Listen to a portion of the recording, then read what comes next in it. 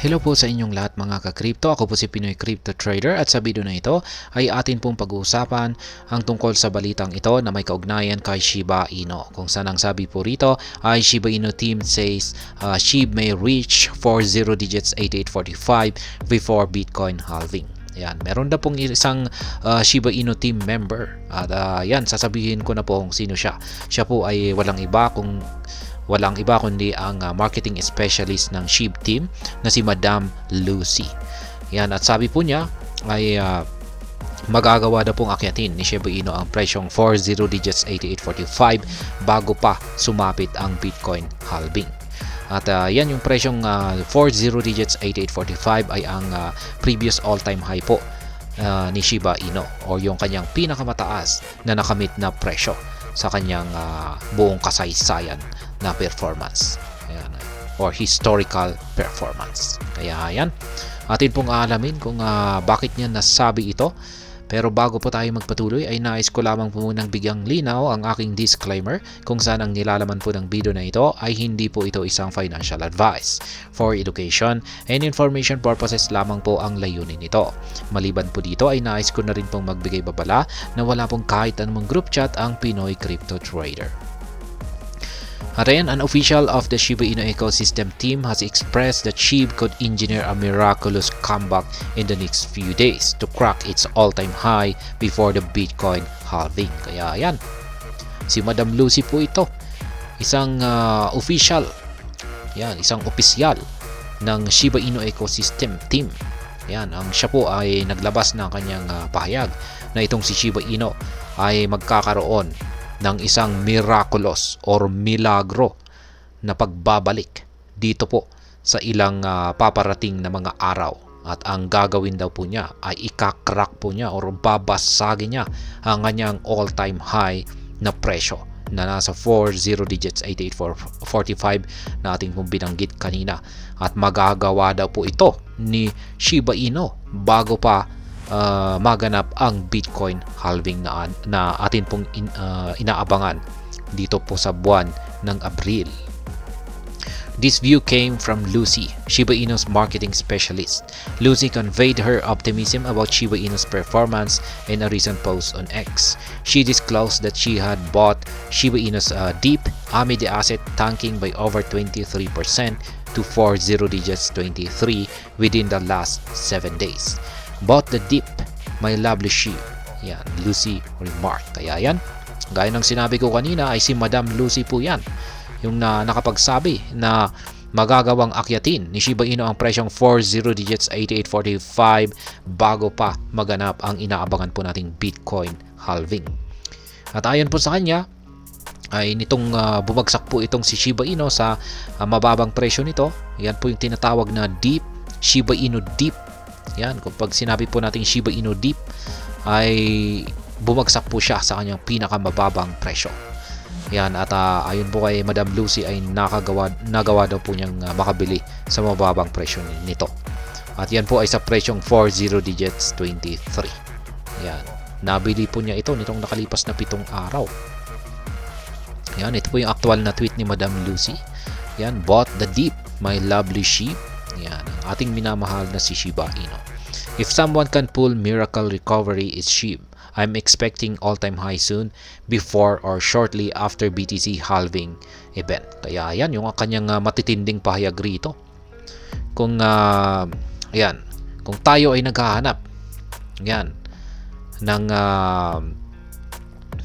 if someone, yan, kung tayo ay naghahanap ng isang tao na ayan, hindi naman po kasi tao itong si Shiba Inu. Ibig sabihin siguro dito ay kung tayo ay naghahanap ng isang crypto, yan, na makakapag-perform ng isang milagro, yan, or milagro sa kanyang recovery or pagbangon, ay sabi po ni Madam Lucy ay yan po ay walang iba kundi si Shiba Inu. Kaya yan, dahil dyan ay inaasahan po niya na itong si Shiba Inu ay magagawa po niyang akyatin ang kanyang previous all-time high, yan, soon. Yan, or ilang araw na lamang ang natitira ay magagawa po niyang akyatin ang kanyang all-time high. At ayon po ulit sa kanya ay shortly after BTC halving.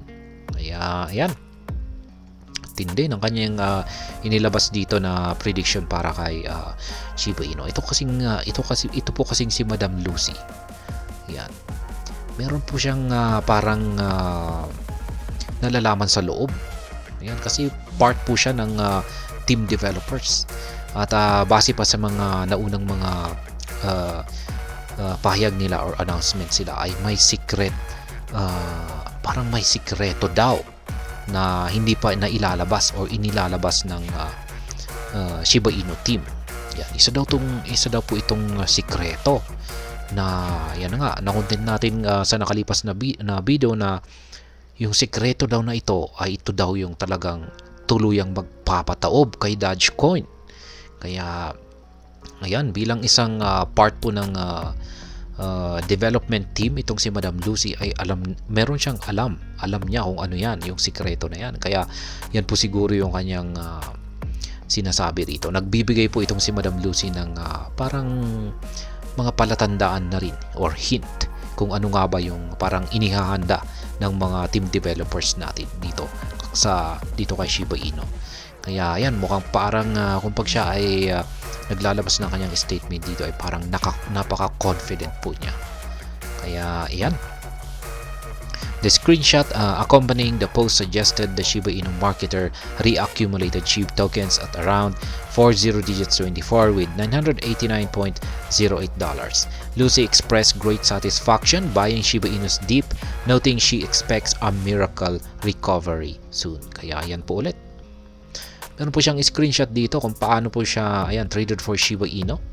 Ayan, hindi po pala pinakita yung amount, pero yan, bumili po siya ng worth $989.08, almost $1,000 yung kanyang binili na halaga ng Shiba Inu tokens nung bumagsak po ang presyo ni Shiba Inu sa 40 digits 24. Kaya yan po, inaasahan daw po niya na magkakaroon ng milagro. Yan, magkakaroon ng milagro at makakabangon kaagad itong si Shiba Inu sa kanyang pagbagsak.